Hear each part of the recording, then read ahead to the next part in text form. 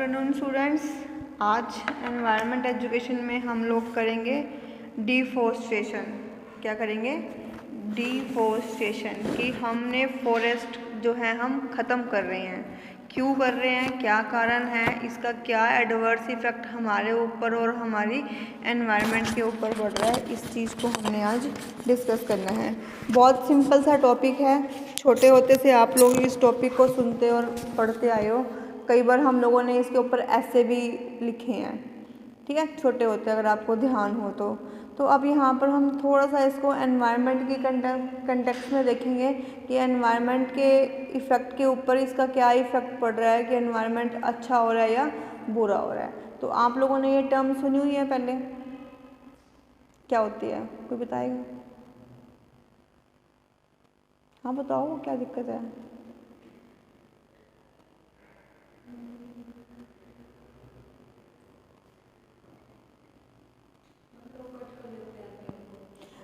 पेड़ों को, सिर्फ पेड़ों को नहीं हम कट कर रहे हैं, हम क्या कर रहे हैं, हम पूरे के पूरे फॉरेस्ट कट कर रहे हैं।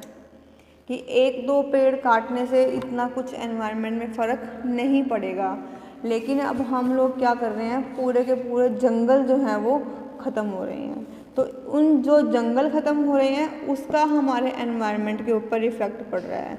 एक दो पेड़ तो वैसे भी हवा आती है या तूफ़ान आता है तब भी टूट जाते हैं, उसका इतना ख़ास एनवायरनमेंट पे फ़र्क नहीं पड़ता।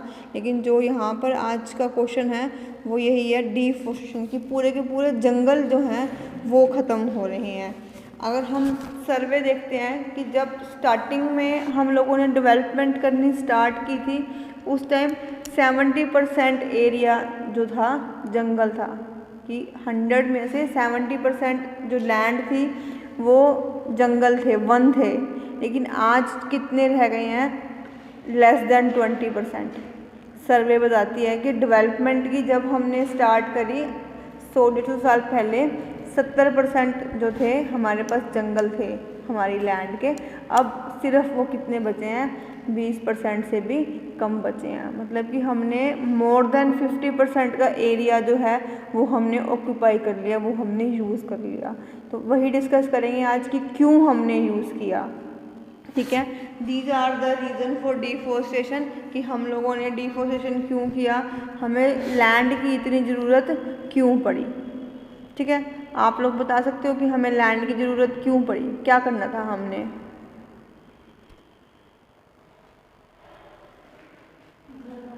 घर बनाने थे। पॉपुलेशन जब ओवर होनी शुरू हो गई, अब जो लोग आएंगे, पैदा हो रहे हैं, रहने के लिए छत चाहिए।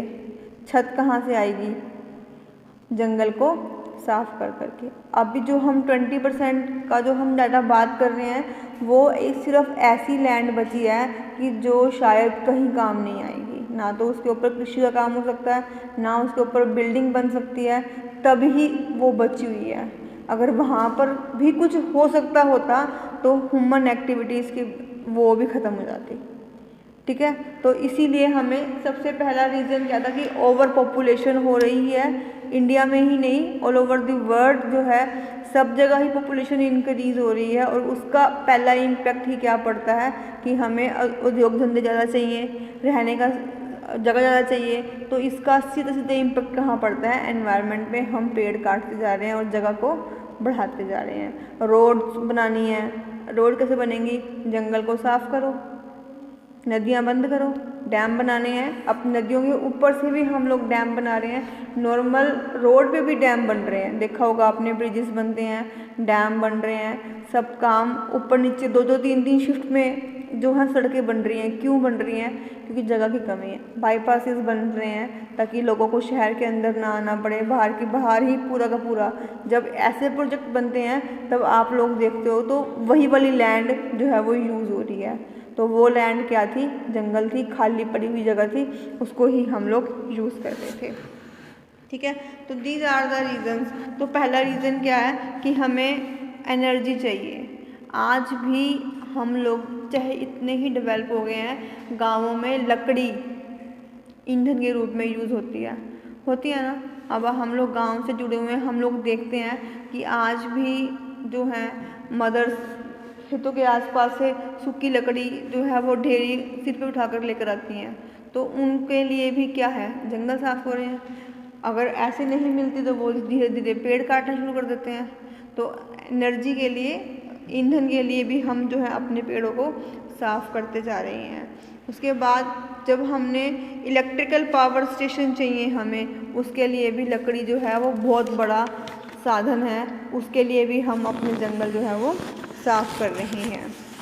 देन डैम बनाने हैं। डैम कहाँ बनेंगे, जो खाली स्पेस है उसको ख़त्म करके, जहाँ पर वन थे उनको काट काट के हमने क्या कर दिया, नदी के किनारे बहुत सारे जंगल मिला करते थे, लेकिन अब सब ख़त्म कर दिया, डैम्स ने उनकी जगह ले ली है। एग्रीकल्चर लैंड हमने इंक्रीज़ करनी है। अब लोग बढ़ रहे हैं तो खाने का सामान भी ज़्यादा उत्पादन करना पड़ेगा, प्रोडक्शन ज़्यादा करनी पड़ेगी। तो ऐसी लैंड जहाँ पर एग्रीकल्चर वर्क हो सकता था, जो फॉरेस्ट थे, जहाँ पर अच्छी उपजाऊ भूमि थी, तो जंगल साफ करके वहाँ पर क्या कर दिया, एग्रीकल्चर लैंड में उसको हमने कन्वर्ट कर दिया। उसके बाद कंस्ट्रक्शन करी है रोड्स की। रोड्स आज से अगर हम कुछ साल पहले की बात करें, 50 साल पहले की बात करें, आपके अगर अपने पेरेंट्स से, सुपर पेरेंट्स से आप पूछो तो ट्रांसपोर्ट इतना अच्छा नहीं था, उनको बहुत दिक्कतों के साथ कहीं जाना आना पड़ता था। लेकिन आज क्या है, फुल्ली रोड्स जो है वो डेवलप हो चुकी हैं। तो वो रोड्स जंगल को साफ कर कर के ही बनी हैं। उसके बाद माइनिंग का वर्क करना होता है, तब हमें जंगल साफ करने पड़ते हैं। इंडस्ट्रियल रॉ मटेरियल चाहिए, कच्चा माल चाहिए, तो उसको रखना है, उगाना है, तो उसके लिए भी क्या है, जंगल साफ करे जा रहे हैं। उसके बाद ग्रेजिंग करनी है हमारे, अगर हम जो लघु उद्योग वाले हैं, बहुत सारे ऐसे किसान हैं कि जिन्होंने पशुओं को पाल रखा है। अब आप लोग आज भी देखते हो कि कई बार बहुत सारी भेड़ बकरियां सड़क के किनारे जो चराने वाले हैं वो चरा रहे होते हैं उनको, तो उनको भी जगह के लिए जगह चाहिए।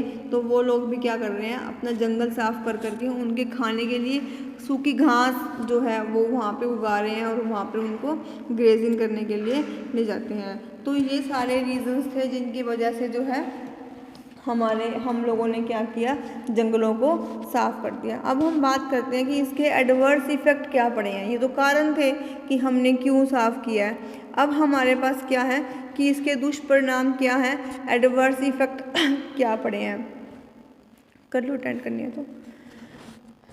उसके बाद क्या था, आज जो है हम एक पेड़ है वो 12 टन CO2 लेता है।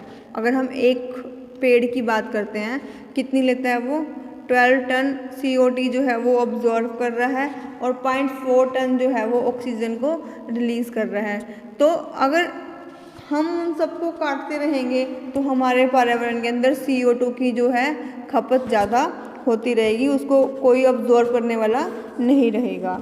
उसके बाद जो ट्रीज़ हैं, हम लोग बचपन में भी देखते थे कि वर्षा को लाने के लिए, रेन को लाने के लिए ये बहुत ज़्यादा उत्तरदायी होते हैं। अब पेड़ ही नहीं रहेंगे तो वर्षा भी जो है एज़ कम्पेयर टू कम आएगी। अब आप लोग देखोगे कि कितना क्लाइमेट चेंज हो रहा है। अब आज की अगर हम बात करें, नवंबर आने को हो रहा है, अभी तक हमने वुलन्स स्टार्ट नहीं की हैं। तो ये क्या है, क्लाइमेट चेंज है। थोड़ा टाइम पहले तक क्या था कि इतनी गर्मी इस मौसम में नहीं पड़ती थी, सर्दियाँ जो है वो स्टार्ट हो जाती थी। इतनी गर्मियाँ इतनी लंबी पड़ती हैं, सर्दियाँ इतनी भयंकर सर्दी पड़ती है एकदम कई बार तो वो क्या है, क्लाइमेट चेंज है। ये सारा का सारा जो है वो डिफॉरेस्टेशन की वजह से ही हो रहा है। ठीक है, बहुत जो है कई बार तूफान आता है तो ट्रीज़ उनको कम कर देते हैं। अब ट्री है ही नहीं है, वो पूरी की पूरी हवाएं ऐसे ही चल रही हैं, वो बिल्डिंग को कोई नुकसान पहुंचा रही हैं, क्योंकि डायरेक्ट जो एनवायरनमेंट में हवा आएगी वो डायरेक्ट ही बिल्डिंग्स के ऊपर पड़ेगी। कहीं जंगल, कहीं कुछ है ही नहीं उनको रोकने के लिए। ठीक है, तो इस तरीके से क्या है, ये हमारे ऊपर एडवर्स इफेक्ट हैं कि डिफॉरेस्टेशन से क्या हो रहा है कि भूमि में ऑक्सीजन की कमी हो रही है, ह्यूमस की कमी हो रही है, तेज बहाव है, मृदा अपरदन हो रहा है और बाढ़ जैसी सिचुएशंस भी जो है हमें देखने को मिलती हैं। अब इसके लिए कौन कौन से एफर्ट्स हैं जो हम कर सकते हैं। हम वन को, उपज की मांगों को हम कम कर सकते हैं। भविष्य में वनों की जो कटाई है उस पर हम रोक लगा सकते हैं और जो रूल्स बने हुए हैं फॉरेस्ट के लिए हम उनको अच्छे से इम्प्लीमेंट कर सकते हैं।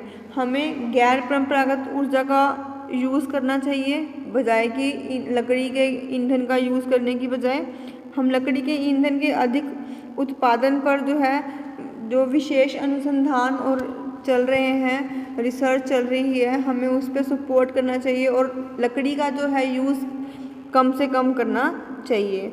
आर्थिक विकास और वनों के अंदर हमें सामंजस्य उत्पन्न करना है अपना, जंगलों की आग पर शीघ्र नियंत्रण और रोकथाम लगाना है। कई बार आप लोग देखते हो कि थोड़ा टाइम पहले था कि बाहर ऑस्ट्रेलिया के जंगलों में भयंकर आग लगी थी।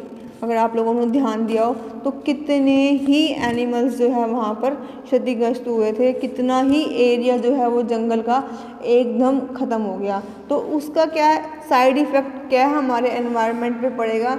इतने जो ईंधन था वो नष्ट हो गया, इतने एनिमल्स थे वो उनकी डेथ हो गई, इतना बड़ा एरिया है वो पूरा का पूरा एरिया जो है वो जलने के कारण ख़त्म हो गया।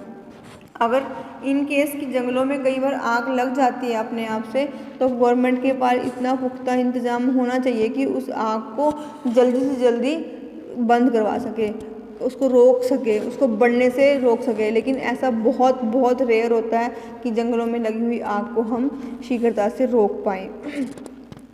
सेकेंडली, हमें अफोरेस्टेशन करना चाहिए कि जो हम जंगल काट रहे हैं तो कहीं ना कहीं छोटी छोटी ज़मीन पर हमें जो है फॉरेस्ट को वापस से लगाना चाहिए, वृक्षारोपण जो है हमें करना चाहिए और अपने पेड़ों की हमें सुरक्षा करनी चाहिए। वो हमारी प्राकृतिक संपदाएं हैं कि जिसको हम, आप लोगों ने कभी ध्यान किया हो कि आप रोड पे जाते हो तो पेड़ों के ऊपर एक नंबरिंग लिखी होती है, क्यों लिखी होती है, कभी सोचा है? हाँ, ये सारे के सारे जो हैं रिकॉर्ड में रखे जाते हैं। अगर आप कोई लैंड, कोई गवर्नमेंट का ट्री काट देते हो, आपके ऊपर बाकायदा केस भी हो सकता है। अगर आपको अगर ये काटना है तो वन विभाग का पर्सन ही आके उसको काटेगा। अगर कई बार का लगता है कि कोई पेड़ ख़त्म हो गया, कोई उसको कीड़ा लग गया है और वो नुकसान भी पहुंचा सकता है, तो बाकायदा उसको उसकी कंप्लेंट करनी पड़ेगी और उस अथॉरिटी के पर्सन ही आके काटेंगे। आपके पास अथॉरिटी नहीं है कि आप जिसके ऊपर नंबरिंग लिखी हुई है आप उसको काट दो, क्योंकि हर एक डिपार्टमेंट के पास इसका रिकॉर्ड रहता है कि हमने इतने प्लांट लगाए हैं। क्योंकि हमने पहले भी बात की थी कि जो कन्वेंशन हुई थी, कुछ गोल थे, कुछ उद्देश्य थे, वो हमने फिक्स किए थे और हर कंट्री ने उसको मानने का भी आश्वासन दिया कि हम उन जो इतने भी गोल्स हैं हम उनको इम्प्लीमेंट करेंगे और अचीव करेंगे। तो ये इनका रीज़न है कि हमने वो गोल अचीव करने हैं तो हमें उतना एक साल में प्लांटेशन करनी है, इनकी टेक केयर जो है हमें करनी है। तो ये हमारी संपदाएं हैं, हमें इनको ध्यान रखना है कि अगर हमारे से ख़राब हो जाता है तो हम वहाँ पर कोशिश करें कि नया और पेड़ भी जो है हम लगा दें। ठीक है, तो मोर प्लांटिंग करनी है आपको ताकि आप अपने एनवायरनमेंट को सेव कर सको। तो आज का बिल्कुल ही सिंपल सा टॉपिक था कि डिफॉरेस्टेशन क्या है, इसके क्या कारण है और इसके क्या दुष्परिणाम हमको देखने को मिल रहे हैं और